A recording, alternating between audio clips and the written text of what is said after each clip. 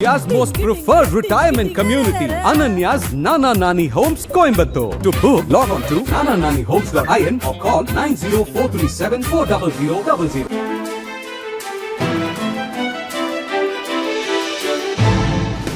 தட்டை, சீடை, முறுக்கு, ரிப்பன் போகடா, அதிரசம் என்ன வேணாலும் செய்யுங்க.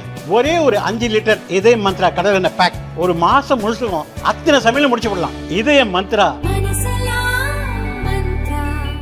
தமிழகத்தில் அடுத்த ஆண்டு சட்டசபை தேர்தல் நடக்க உள்ளது.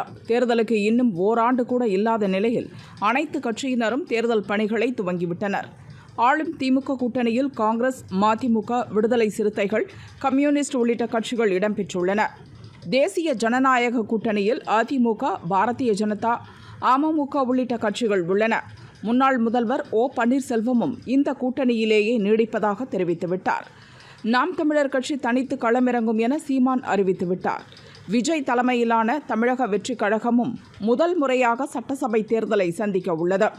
இதனால் 4 முனை போட்டி உறுதியாகிவிட்டது.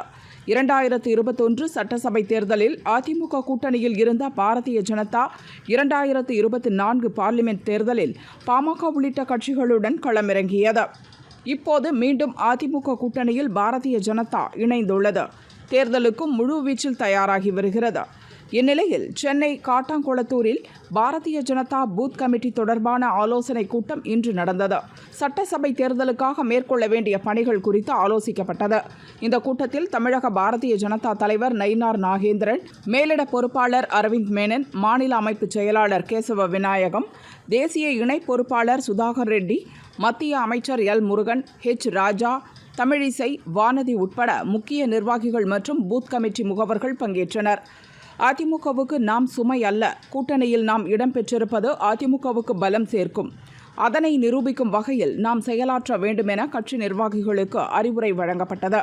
இந்த கூட்டம் தொடர்பாக தமிழக பாரதிய ஜனதா தலைவர் நயினார் நாகேந்திரன் வெளியிட்ட அறிக்கை.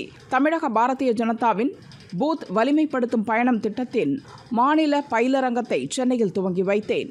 பூத் வலிமைப்படுத்தும் பயணத்தின் முதல் மாநாடு ஆகஸ்ட் 17ஆம் தேதி திருநெல்வேலியில் நடைபெறும்.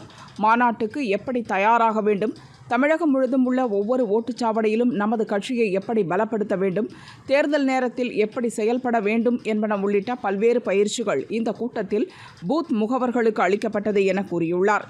பாரதிய ஜனதாவின் பலத்தை நிரூபிக்க அடுத்தடுத்து மாநாடுகளை நடத்தவும் மாநில தலைமை திட்டமிட்டுள்ளது.